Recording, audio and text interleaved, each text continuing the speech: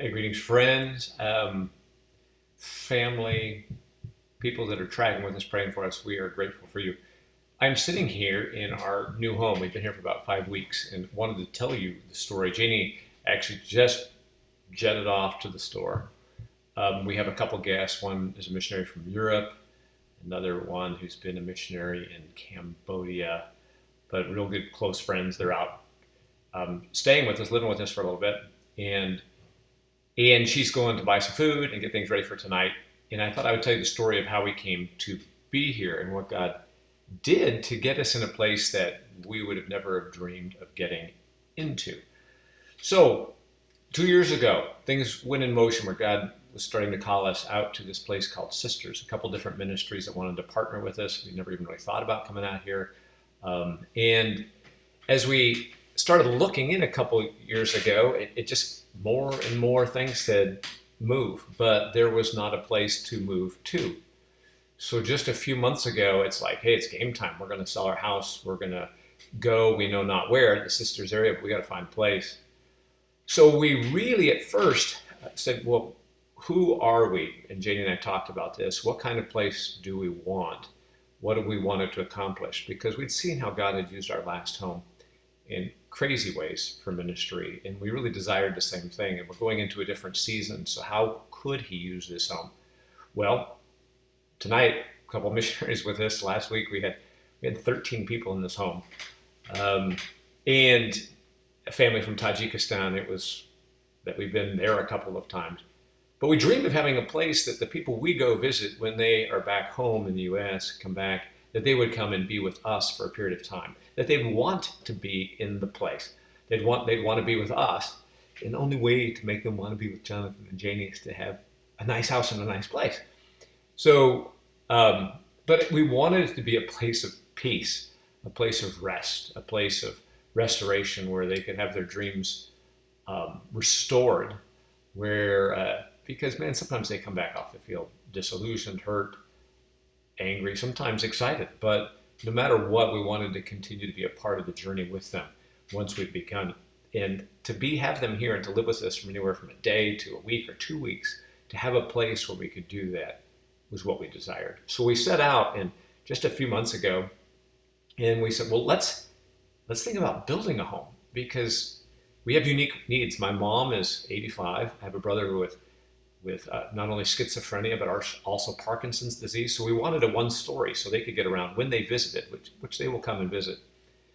And we really wanted a place where our bedroom was on one side, but we had, then the living room, dining room, kitchen area. But on the other side, 3 bedrooms, and preferably a second master bedroom that people could come and stay and not feel like they were walking, that they had to walk on eggshells around us or just walk all over us and we're in our space. They would have their own space, their own place to rest, to recuperate. And so we chose between all these home models. And we found a one-story home with 3 on one side, second master bedroom. If you change this one great room into a master, and then ours on the other side. And so we thought about building, and we went out and we found this piece of property, and we thought this is a really peaceful place, and we could envision everything that we wanted there. And it was right outside of the town of Sisters here in Central Oregon. So we went up, we looked at the house. Our realtor is really good. He goes, hey, the piece of property right next door sold for such and such. So if you offer the same price, it sold 2 weeks ago, offer the same price on this piece, they're going to take it. Well, it had been on the market for 750 days. Yeah, they're going to take it. So we offered, put in an offer, and the strangest thing happened. Now you got to remember, Janie and I, it was like for the first time God saying, I don't have something for you. You're going to have to just step out, and I'll shut the door if it's the wrong place, but you go for it. That was really our sense of direction. So we were going for this. It was sort of odd because it's usually just always just like giving it to us. So we step out, 750 days on the market, we offer it, and no joke, there had been a family squabble in the night before, not our family, the family that was selling it, and they took the house off the market the morning that we put in an offer for it. Oh well, our realtor, who's a believer, he's a pastor now, returned realtor. Actually, he says, I'm more of a pastor now than I've ever been as a realtor because he's getting to share Jesus with all kinds of people. But he goes, that is really strange. And Janie just go, hey, we told God, stop us. We're going to move ahead. Stop us if you don't want us to go there. And that's exactly how we felt. We felt good about it. We, a little bit, hey, we had this dream of what this would look like, but boom, God has something different. Right after that, we were invited to come preach at a church right here in Sisters. And this family, the Davis family, had us stay in a little place in their home that was made for guests. And while we were staying there, it was in this area that was incredibly beautiful. It's like an old growth ponderosa pine. And while Janie and I were staying there, we just felt rested and relaxed. And we go, boy, how neat would this be for missionaries who are returning, who just to rest and feel totally rejuvenated and refreshed, and we would be able to engage with them. This would be like the best place imaginable, but it was a little expensive for us. Could we build a house here? Well, it's funny, Jim Davis, the guy who was in the house, he found out we were looking at building an Adair home, and he goes, oh, they're building one right over here around the corner. And he took us over there, and we looked into lots on this place. There's only 4 lots out of 1,200 lots. There's only 4 lots remaining. And they weren't cheap, and they weren't the best location, obviously. And it was just too expensive. And so we go, well, I guess we're not going to build. Well, our realtor said, well, why don't you go look at houses out there? Yeah, well, they're pretty expensive. Let's just go look. So we go out. First house we come into, step into it. You could tell it hadn't been lived in for a while. It was pretty dirty, the house needed some work. But no joke. 1 story, master bedroom on one side, living quarters, 3 on the other side, extra master bedroom, plus an extra upstairs bedroom. It was like everything we'd asked for, 1 story, except for this 1 extra bedroom upstairs. It was the exact floor plan we had designed on our own. Problem was, too expensive. It was going to take some work. It was already priced too high for us. But they'd already lowered it $70,000 to the price it was at. And so I remember telling Janie, because we knew what we'd get from our house, which we thought we knew what we'd get from our house there that was about ready to sell in Gresham, which we bought it 15 years ago, and it's more than doubled in price. And Portland houses are expensive. And it had gone way up. And so we figured we're going to get like $540,000 for a house. So we knew how much work this house we were looking at would take. And I'd offer him, I said, I'd offer him $500,000. But didn't even offer him at that because they'd already come down from $640,000 or something ridiculous. Couldn't do it. So I didn't even think of offering it. We looked at some other houses, found one, but it was a little smaller than we wanted. But we didn't want to be picky. Janie and I were used to living in 400 square feet with 2 kids. So size wasn't an issue for us, but it could be if we were housing multiple families or something like that. So we looked at this other house and finally we go, well, let's put an offer on this other house because it didn't need any work, 0 work. And it was fully refurbished and everything had been done to it, but it was just a little tight. And that was our nervousness. But then again, let's offer. God can stop us. So we offered. And our house still hadn't sold in Gresham at this time. So we put a contingency on it that was contingent in our offer on our house selling there in Gresham. And the people go, we don't want it to be contingent. Well, we sort of needed it to be contingent because COVID was just hitting at that time. And our house hadn't sold and we didn't want to be strapped with a bank loan. It just wasn't an option for this new place. So we go, well, if God wants us to have it, it'll still be here when our house sells. 2 months later, our house sells. It's going to go through. All signs are right. So we put an offer. The house is still there. 250 days on the market. They really want to sell it, and we know it. So we put the offer in on the house again. But that morning, someone else had seen the house and put an offer in on the house. And their offer was higher. They said, hey, you guys can offer again. So we went up a little bit, but we just couldn't afford to go up much. And wrote a note what we'd use the house for. And they wrote us back, well, we love what you'd use the house for, but the other offer was so much better than yours, we have to take theirs. And Janie and I look at each other, oh well. Now, the moment that house was rejected, the house that had the floor plan we wanted, that was dirty, that would need some work, dropped another 100 grand in the ads. And we go, Tim, put an offer on that house now. And he went in and he found out, oh, that's not the real price. It was down to 474 or something like that. That's not the real price. It's gone into foreclosure. And you have to bid on it. And you have to bid on it by Friday. Well, this was Wednesday morning when we got this answer, no go. Wednesday morning, bid on it by Friday. Friday night it closes. Well, how do we bid on it? I know how much I would bid. And Janie and I both know we'll bid 500, 500 plus one. Because remember, back when I said, well, I'd offer 500 for this place. So 500 plus one in case somebody else offers 500. That was immediate my thought. That was Janie's thought. We said it. And he goes, okay, well, I'll look into it. So he went and looked into it, but it had some qualifications. It was a housing and urban development, HUD home, the Department of Housing and Urban Development. And what a HUD home has is they have it, they're selling it. You have to be you have to live there. So in this whole ranch, only 150 homes out of 1,200 are full-time residents. That's one of the reasons this place is so peaceful. It's just so quiet. And so you had to be a full-time. So that eliminates a lot of people that would want this. You can't flip the home. You have to live here. If you try to flip the home, $250,000 fine. Don't you go flipping my home, okay? So that decreased the number of people that could offer on it. So let's offer. Oh, and Tim goes, but there's one more snag. This is Wednesday.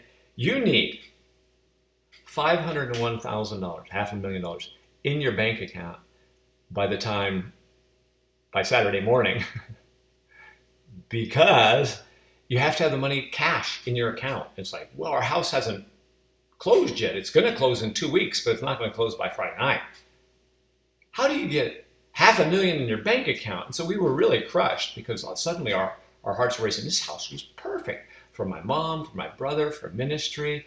And we would, if we could get it for that price, we would have this extra money to do this work. So $500,000 in your bank. So we started brainstorming, how can we get $500,000 in our account? And quite frankly, the brainstorms just fizzled. It wasn't much of a storm. And we were sort of sad. I mean, this isn't going to happen. There's who's going to have $500,000 sitting in their account that they could loan to it? So that night, Janie just calls my family and they say, well, how's the house search going? Well, here's what happened. We need $500,000 in our account.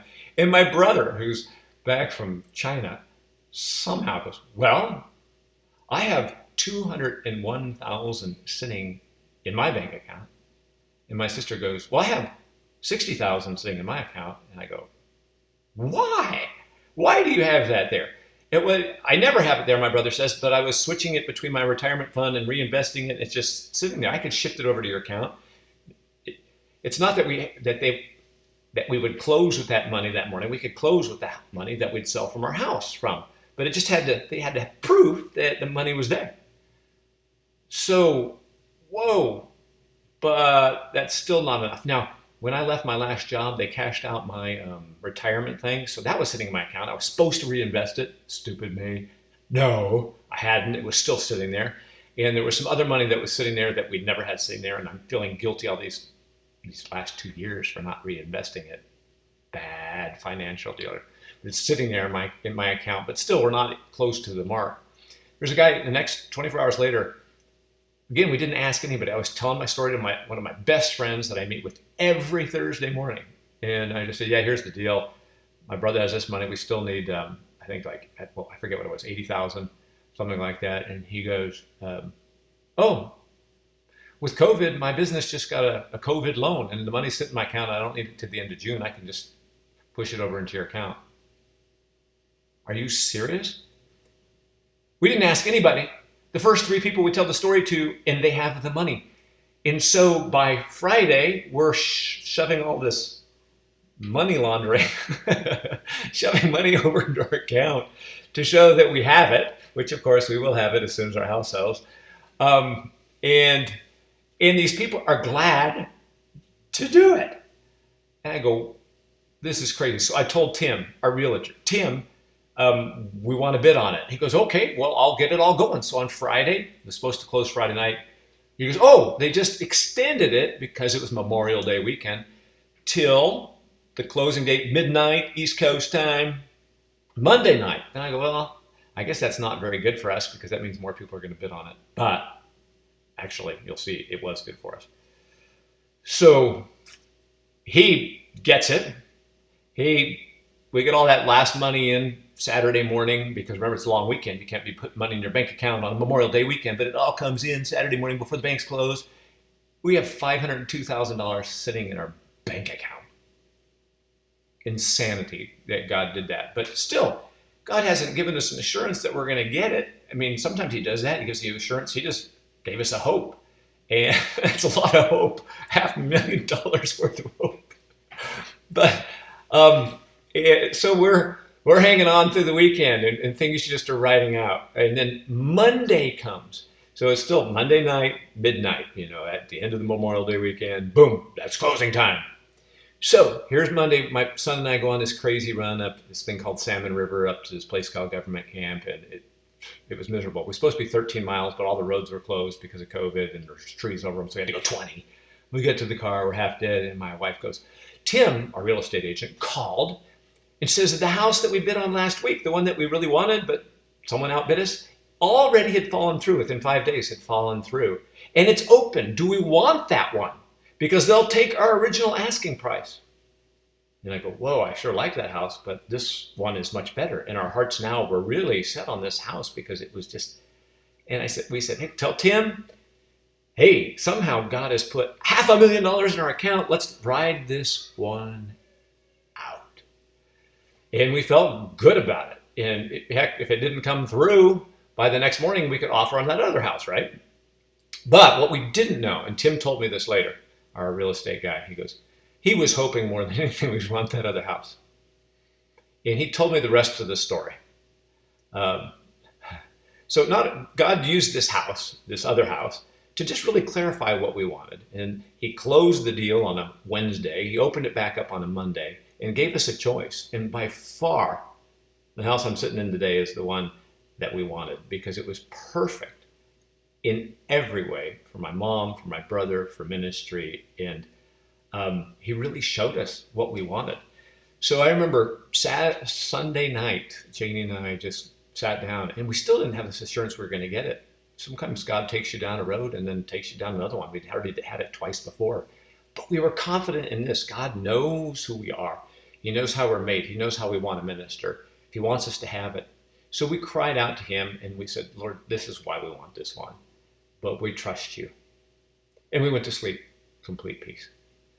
Now, somebody else who hadn't had peace since the following Friday, just a week ago, Tim, our real estate guy, took me out. He told us, I need to tell you the rest of the story because the story he'd seen with us was miraculous, but something had happened with him.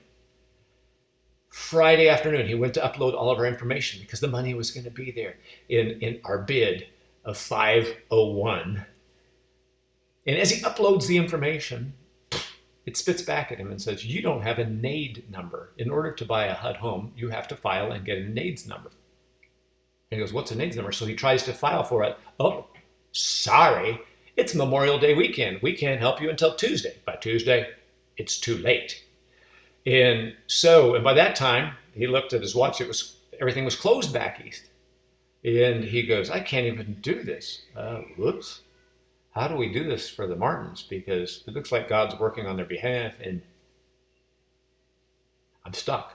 Saturday morning, he calls a really good realtor friend that he's known for a while. And she goes, I can help you. I have a NAIDS number. Give it to me. I'll upload it and we're fine. Whew. So gives it all to her, gives her all the information, uploads it, spits it back out and says, your NAIDS number is expired. And she goes, it's expired? I didn't know it was expired. Well, you don't know until you actually upload, and then you can get a new one, but not on Saturday on Memorial Day weekend. You can't get a new one. So he calls a friend in, I think it's either in Cabo or one of those places that's on vacation or realtor. You know how realtors go on vacation? They never go on vacation. They're always.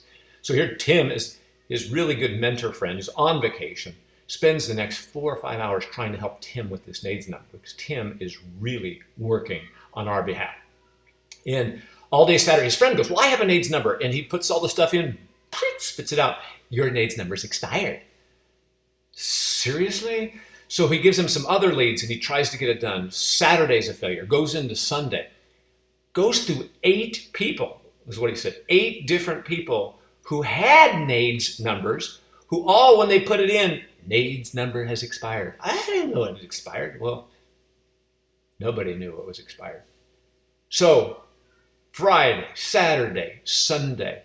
So finally he calls the woman from the real estate brokerage that represents HUD, here in the area. And he calls her. Do you have a NAIDS number? And she goes, yes, I do. Can you upload it? No, it's against the rules. Very sorry. I used to be able to do this, but we can't.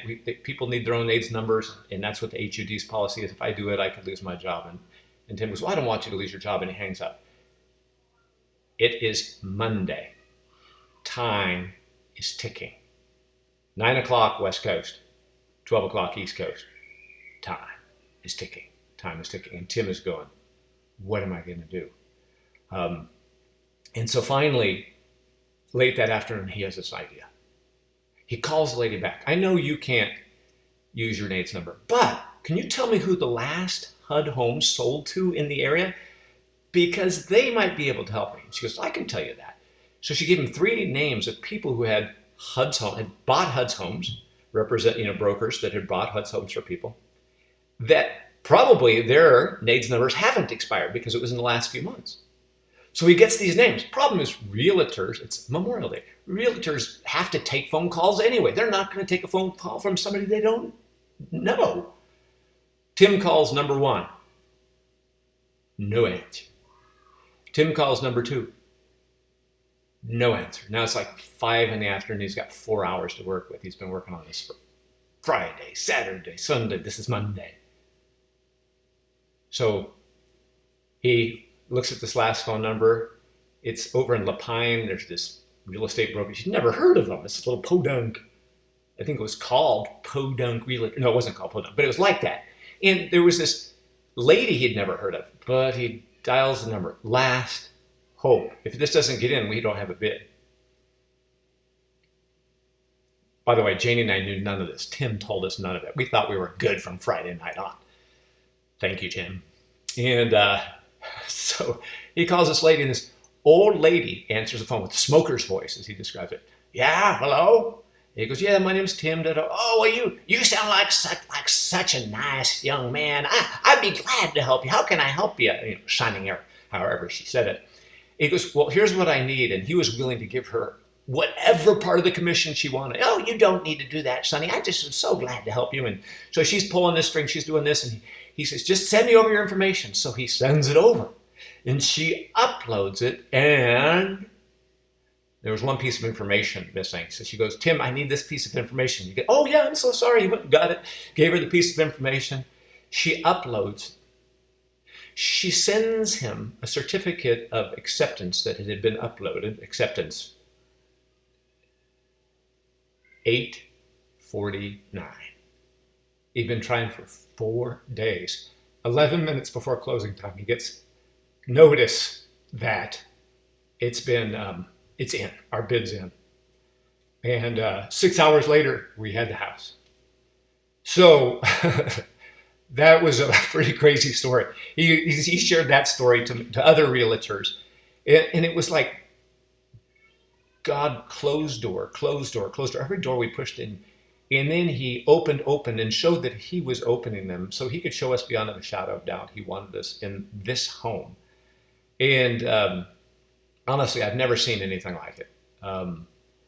It was terribly exciting. I'm glad Tim didn't share that story until a month after we had the home. And Tim has said this. He says, because of where you came in COVID, the HUD's number too, the NAID number, how many other people were trying to put bids, but their NAIDS numbers were coming up expired or couldn't get a NAIDS number? So that probably limited the number of people that were putting bids on this home. We bid 501. The realtor, the broker that was selling the home, she says, I can't tell you what other people bid, but I can tell you this much. If you hadn't bid what you bid, you would not have gotten this house. And that price came before we even thought about bidding. It was already in our mind. And then God sold our house. We had the money. I was able to actually pay my brother back. I didn't like steal it or anything like that. And my sister and my friend Sean. Um, but anyway, I just wanted to share this story with you because already we've had so many people in this home. It's like chaos. We're redoing it. We're tearing up carpets. We're tearing up floors. But God is really using this home for a place for those people we already have relationships to come and to be and us to be with them. And it's so fun to see Janie too, because she's just such an element of ministering to the people that we've been ministering to. So while we're here and while we're stuck here with this coronavirus going around, we're not able to travel. Like ministry hasn't stopped at all. It's happening in a significant way in the community and with other places we're looking forward to traveling and pray that we'd be able to travel again soon. But even when we're not, it's pretty amazing to be connected and to have a place that is connecting us to people. So your prayers for us, I wanted to share the story so you could get it firsthand. God's really amazing. And he's so good to us in how he's provided for us. So one thing Tim said too is he says, all the houses out here are selling like hotcakes, and the price has gone up since we got our home like 20%. You could sell your house for 20% more. We would never have been able to get in here. The reason is because they're fleeing the politics of Portland and moving to this side, and we wouldn't have been able to get in here now. So the timing, if COVID hadn't happened, a couple different reasons we wouldn't be in this home. If my friend wouldn't have had the COVID loan, there were things that God was doing that we didn't know. And seriously, Janie and I look at this place, where we're at, where we're living. There is no better place on this planet, I think, that missionaries will want to come. And once they want to come, they will be able to be, just by the virtue of where it's at, the forest. I'm looking out here at the forest, the things to do around here, the small town of Sisters to go and rest and recuperate in. I do not know of a place better in the world that we could have a home. And it came looking for us. And it found us. I mean, that's just the way we feel with God and how he supplied our needs for this. So thank you for praying. And thank you, God, for your goodness to give us a place that we could truly minister and be ministered to. By the way, the great side of this is these missionaries that come visit us, they actually do the ministering to us. That's how it works. So thanks for your prayers, and can't wait for you guys to see the house. I mean, so when you're out here and the sisters, give us a call, and we'll have you over to show you the place that you helped us pray for. So love you guys very much. Thanks for taking the time to listen to this crazy story. Indeed, God is.